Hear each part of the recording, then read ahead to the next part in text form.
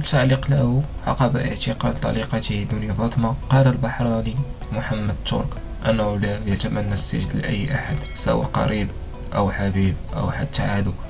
جاء ذلك خلال بث مباشر أطلقه أمس السبت عبر حسابه على منصة تيك توك، بعدما امتهن بدوره الاسترزاق عبر تيك توك بمواضيع جلها تتحدث عن طريقته دنيا فاطمة.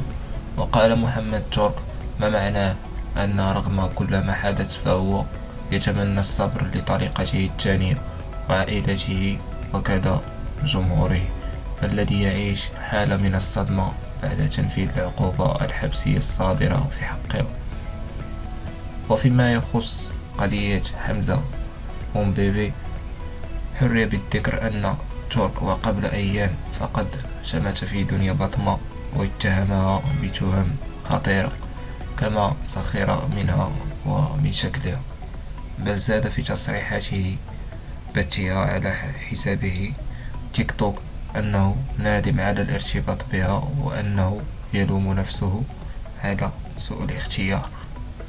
وكان متتبعي محمد تورك وأخبار دنيا فاطمة ينتظرون منه كشف كواليس وتفاصيل تورط طريقته لحساب حمزة مومبيبي خاصة، وإنه كان أحد مسيريه وقت ذيوع فضائح، بما كان النشطاء يتحدثوا عن معرفة تفاصيل الملف وبمن كان يمد مسيرته بالصور والفضائح.